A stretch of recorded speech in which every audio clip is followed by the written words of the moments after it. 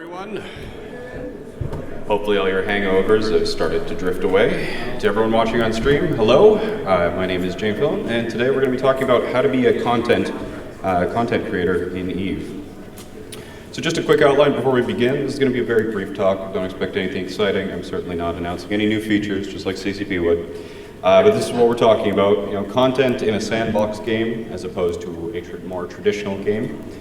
Types of organizations that require and create content, some tips if you are either running an organization or if you are thinking about creating an organization with the release of Ascension, as well as some personal anecdotes will be spread throughout from my experience doing some of these types of activities, as well as some final thoughts to leave with you. So who is this guy? As I said, my name is Jayne Fillon, and I joined this game in 2012. And for those of you who don't recognize me, it's because this year I'm sporting a beard instead of a bow tie. But February 2012, so in the state of the game, still a relatively new player, I attempted to start my first corporation, keyword being attempted, in July 2012, not that far after joining. That, of course, failed miserably, and I gave it a second shot in February of 2013, this time in Wormholes. That too failed miserably for its own reasons, until I finally founded Sanctuary of Shadows in May of 2013, which somehow, despite my best efforts, is still going strong in the Triumvirate Alliance. Also following that, in January of 2014, I founded the organization that most of you are probably familiar with, Spectre Fleet. It's the largest public fleet organization in Eve. We see about 9,000 to 10,000 people come through our organization every week. And we have about 130 fleet commanders who run fleets for us every day in every time zone. So my experiences are going to be based around these two organizations, Sanctuary of Shadows, which is about a 200-man corp, which started very small and then grew what it is in today, as well as founding more of a non-traditional organization like Spectre Fleet. Also, I was on the 10th Council of Stellar Management, which gives me a little bit more insight into, CCP as well as a broader understanding of the game, so I like to tell myself. Okay, so in a traditional game, anything like any of Blizzard's titles, World of Warcraft, Overwatch, anything where there's a very scripted sort of theme parky game, you have these kind of traditional content creators. Eve shares these, however, Eve content is not exclusive to these types. In Eve, we have a special type of content creator, and the people who actually create content within the confines of the game itself. For example, if you're playing a first-person shooter, you're not designing the levels, you didn't recruit your teammate, and you didn't organize the fight or force the opposing team to show up. Everyone's there for the same reasons, and there was no overarching leader, anything like that. There's also content enablers, and these are the kind of people who support that, because at the end of the day, creating content, whether it's going to war, running a fleet, an event like that, none of that is a solo endeavor. It can't be. It's much too much work. So creating content, this is one of my favorite quotes, is that in Eve, content is not provided for you. CCP has simply given everyone a bunch of different shaped buckets. Some may allow you to build walls or spires for your sandcastle, but what you ultimately create is completely up to you, especially if you use this spire-shaped bucket to create something which CCP doesn't exactly like. That too happens. So what are we going to be talking about today? So the main content organizations that I want to talk about are communities, those like Spectre Fleet, which don't really operate within a specific structure within the game. Corporations and alliances both have in-game mechanics that they use to function. Organizations like EVE-NT, which is a huge player-run media organization. They did the first weekend of the Alliance tournament. Groups like Spectre Fleet, to community groups like Pew for Reps or Care for Kids, any of the guys that run the events where it's like Kill a Revenant or anything like that, you consider those guys, communities. So there's also content creating individuals, which normally don't have to, but normally fall within these organizations. And these three are the ones that I want to focus the most on. So fleet commanders, alliance executors, and corporation CEOs. So if you aren't one of these three, have no interest in being those three, this talk won't provide direct benefit to you, but it may provide you insight into the people who make your day-to-day gameplay fun and enjoyable, or at least that's what they should be doing. So the first key to success in starting an organization is very simple. People have to have a reason to join your organization, and they have to have a reason to stay in your organization. So with Spectre Fleet is a rather unique organization in EVE. NPSI as a playstyle existed in various forms throughout the year, but only really in the last 2 years did it become big enough that somebody could identify themselves as an NPSI pilot. With Agony Empire back in Syndicate, for example, they were a PvP alliance, and then sometimes they posted on their forums saying, come fly with us once for this one NPSI fleet. Or the original ganked fleets that we've since taken over and started running on Saturdays, those were based out of a forum post. All of us from all these different alliances are going to get together on Saturdays and we'll run a fleet, we'll world spectacular, have a good time, get drunk, and have some fun. But only in the last couple of years has it become a serious enough playstyle that one person can log in, they can participate with groups like Spectre Fleet, Redemption Road, any of those groups, and then log off, and that's all they do in the game. Specifically with World War B, we became large enough and powerful enough that we could even participate in some of the largest timers in the war. So NPSI, public fleets, organizations like this are no longer a joke, so they need to be treated in the same way. So with Spectre Fleet being very unique in its field, I often get people coming to me and they go, Jayne, I love what you've done with Spectre Fleet, it's great. Spectre Fleet's the best fleet. You're right. And they say, but I want to create something like it. I want to make a public fleet organization, we'll just do basically the same thing you're doing. And one of the things that I always tell them, this does happen quite frequently, I tell them, you have to be able to answer the question, why would people join your organization instead of Spectre Fleet? Now this may seem narcissistic, but it's a very real question that you have to ask yourself. What is it you do differently, or what is it that you do better than everyone else that makes people want to join you? Now this should be basically your first check in the box. There's a lot of people with great ideas, and unfortunately too many of those ideas before they die, before they can become realized. So if you can't answer this question, you saw the earlier slide that there's content creators, the people who are at the end of the day responsible for making things happen, and then there's the enablers, the people who help those people make things happen. Whether you're a Nullsec Alliance, you'll recognize these people as the jump freighter pilots. If you run a big organization, the people who make propaganda for your organization, these are all people who enable you to do what you need to do. So if, for example, you can say, I'm going to create a elite PvP Nullsec Alliance, you have to ask yourself, why would people join my alliance instead of Pandemic Legion?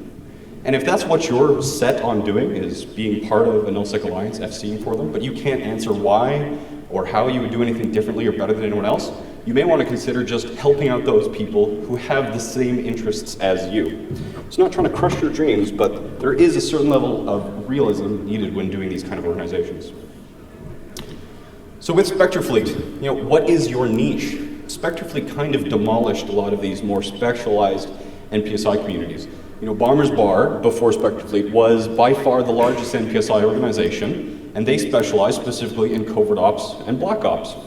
And Spectre Fleet was founded, to make a long story very short, out of people who wanted to do the same type of things with the same type of community, but all ships. And this started immediately after the Tech 1 cruiser rebalance, when these ships actually became viable, very cheap, easy to fly for new players, and insurable.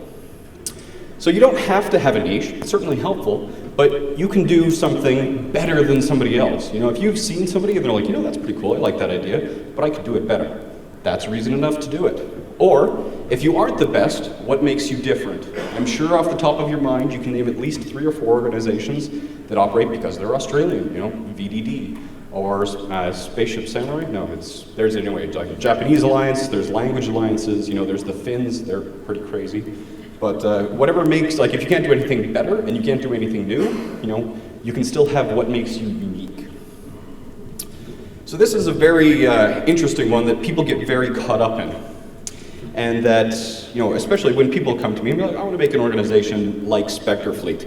And one of the key things that they can't get over is that they're like, I want to run fleets every day.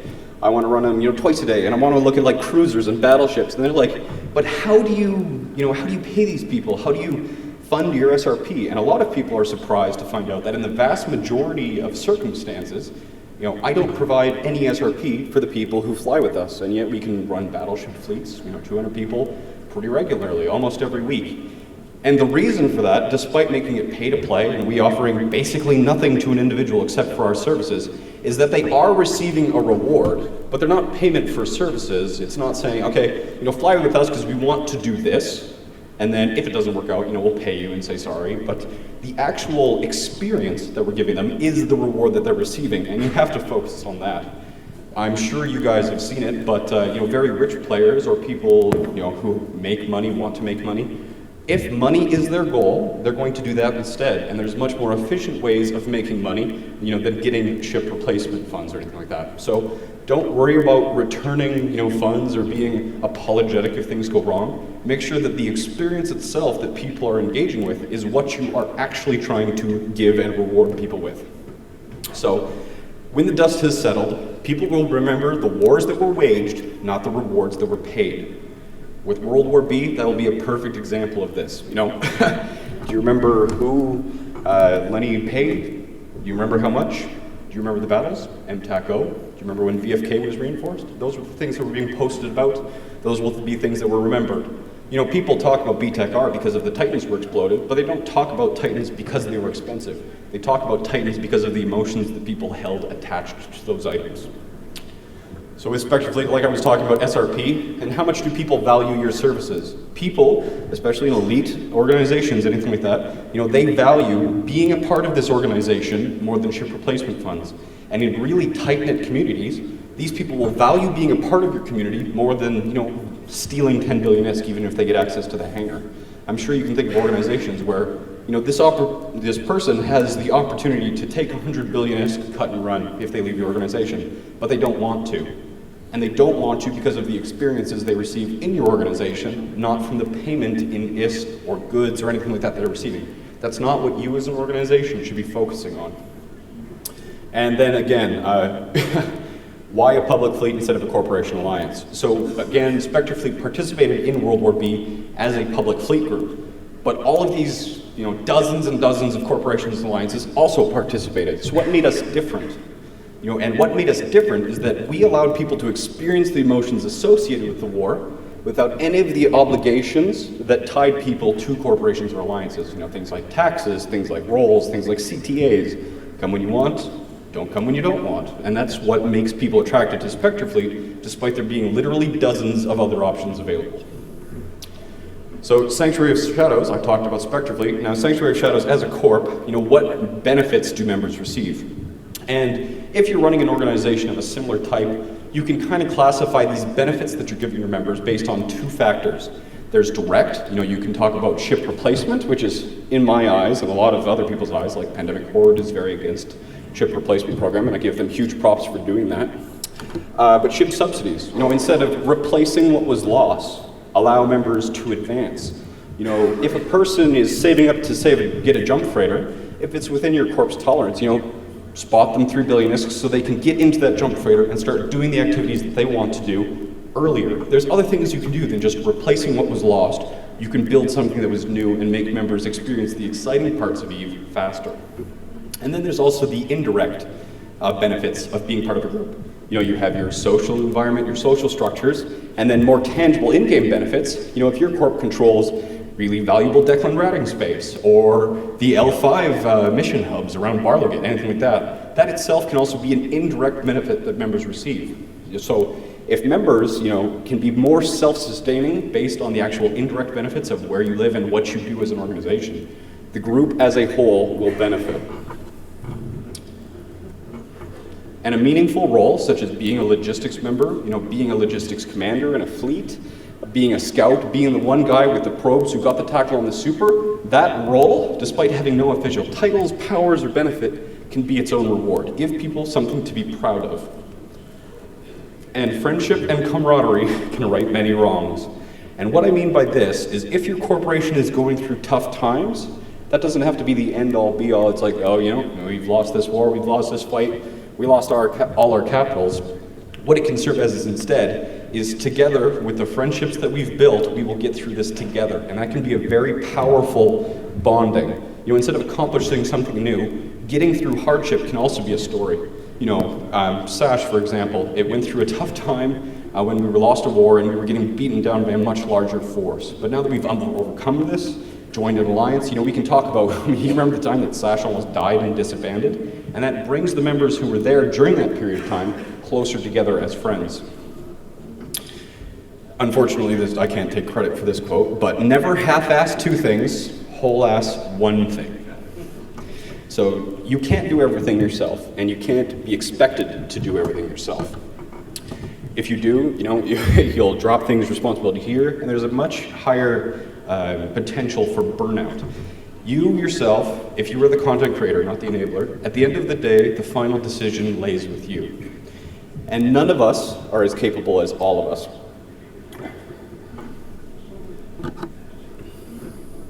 Oh, sorry, the last point there. As a content creator, a fleet commander, don't feel pressure to always produce content. Just because you've taken on this role, which can be very daunting, doesn't mean that you always have to fulfill this role. Feel free to step back, enjoy, and see how other people do the same roles that you were doing. Maybe you'll learn from them. Maybe you'll learn how to enjoy it again, if you've stopped. So this is something that I don't think enough people think about in the game, and that's why should a corporation join an alliance? The alliance has many reasons why they want corporations to join. They want more numbers, they want more people in fleet, they want more political authority, anything like that. But alliances should provide something to a corporation. And one of those things, as a content creator, can be bringing the pressure off of you. So when Sanctuary of Shadows was first getting started as a corporation, we joined a alliance called Renegade. And we didn't join them for really any other reason except for they had a few fleet commanders who were very active. So our corporation, which was new, had 20 or 30 people, most of them fleet commanders, but they were busy people, they had jobs.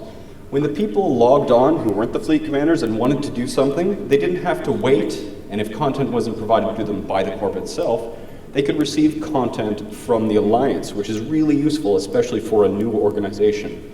It's one of the biggest mistakes that I see new corporations try and make, is that they want to keep their identity, they want to stand proud, and they want to try and build it on their own. It's very dangerous, it's the hardest way to do it, and your leadership, if they are dedicated, will burn out. Unless you're real-life friends, I certainly don't recommend trying to start a solo corp. Join an alliance, participate in Spectre Fleet, supplement your content in some ways. And this doesn't have to be just with an alliance. You can use this same concept to attend third-party events. So Spectre Fleet, as an organization, attended Theomachy, the big event that happens on Sissy that was put on by Repercussus. This was a great event. We had promoted it for a week, and it gave us a weekend where our in-house content creators could take a break, experience something else that somebody else made, our members still enjoyed it, and we learned more about how to run more successful events on ourselves by being a part of this. It's the same way I see it more and more every day that small corps, when they don't have enough content creators on their own, they will schedule an op to attend Spectre Fleet, which is something that I would have never expected, a year ago. It's very interesting. And variations in quality allow people to recognize, variations in quality, wow, I really messed that up, didn't I? Variations in quality no, I got it right, I'm just dumb. Variations in quality allow people to recognize that quality. So if you have one really good fleet commander, like in Tri we have Garst. He's a very good fleet commander, very technical, and when we need to win a fight, Garst is the one who leads the fleet and wins the fight. We're very confident in that. However, not all of our fleet commanders in Triumvirate are as good as Garst, and sometimes it can be pressure to win every fight, but you have to recognize that letting the other fleet commanders, try and maybe fail, as long as people have fun, it will let people value the actual content that they're receiving from the good FCs. Always have your hit by a bus contingency plan. Simply, if you die, burn out, your computer dies, always make sure that your organization will survive without you. Last key, super simple. No matter how good your corp is, the best kept secret is still a secret. If you don't tell anyone what you're doing, no one's going to join. Like it says there, if you build it, they will come, but if you tell a bunch of people about it, they'll probably be there a lot faster. And this last point, corporations always have a reason to want people to join them. They're the ones recruiting new people in. But you'll find it a lot easier as your organization if you give people a reason to want to join you. So try and spin that around in your head when you're recruiting as a new corp or alliance. Why do people want to join you? you know why people want to join you, but think about it the other way. Some last little tips of wisdom. How will you get your 5 minutes of fame? How will you get your exposure? And once you have that exposure, what are you going to do with it? You know, I see a lot of entities try to pay Spectre Fleet to attend their events to promote themselves. You know, they'll be like, you know, Jayne, you know, form 250 people, come to our event, kill our carrier, it'll be happy days. And what they really want is 250 people to see their advertisement. And you know, some people are that's worth paying money for. But I can attend with 250 people. Does that mean that 250 people will see your recruitment post and then join your organization? Never. It'll never happen. Once you get your 5 minutes of fame, you have to have in your mind what you actually want to do with it. And the last point I'm going to do with here, you can read actions, not words, facta non verba, but not all press is good press. So Ganked 200 was Tengu's first pandemic legion. We had formed our 200th fleet with a ton of carriers, and I was in a Wyvern, and we got completely demolished by Pandemic Legion, who dropped like, I don't even remember, like 60 Titans on us, and we all died. So, it's supposed to be a celebration. PL was like, no happiness, and killed us all. So we had two fleets. I was leading one of them, and a man from my corporation named Doug was leading the other. And we get feedback quite religiously, and we had hugely discrepant reviews. We had some people who were like, greatest fleet ever, and even if they died. And then we had people like, worst fleet ever. And I was like, what is going on here? So out of the people who were flying the capital fleet, mine, the ones where everybody died, they were like, oh man, that was so much fun. We got blown up by Titans. And then Doug's fleet, the Tengus, who of course, after burning Tengus, flying out at like 250 kilometers, they survived. And they were like, our shittiest fleet ever. So what had happened is how the fleet commander phrased the fleet. I was like, oh, this is pretty cool. Kept people motivated, be like, we're gonna try and kill one of their Titans before we all inevitably explode. And then Doug, during his fleet, even though he kept his fleet alive, was probably a technically better FC, was very negative and upset publicly about how PL had ruined our celebration. So despite it being the exact same event, the exact same outcome, even the people who suffered a more quantitative loss, they enjoyed the event more. So success isn't everything, and not all press is good press. And the AT team's there just to take a stab at Ghost. Fight me. So ever thought of starting your org corporation? There has never been a better time. Ascension is coming, alphas will be flooding in. What makes your organization unique? Is it because your organization is tied into alpha clones? It could be. Things to think about. EVE is always growing, and there's always more opportunities, and I definitely encourage each and every one of you, if you've ever had aspirations of starting your org corporation, joining an alliance, or being a cog in the actual military machine of nullsec, just give it a shot. You'll never know when you end up. That's it for me. In-game name is Jayne Fillon. I'm on Twitter, if you are so inclined. In-game channel for Spectre Fleet. You know, we run fleets every day, every week. You're more than welcome to join us. If you have any questions, I always answer my email, whether in-game or actual physical email, so feel free to give me a call, contact if you have any questions, and I will be glad to talk to you. Thank you for listening, and you guys have a great rest of the evening. I will see you at the Chateau party.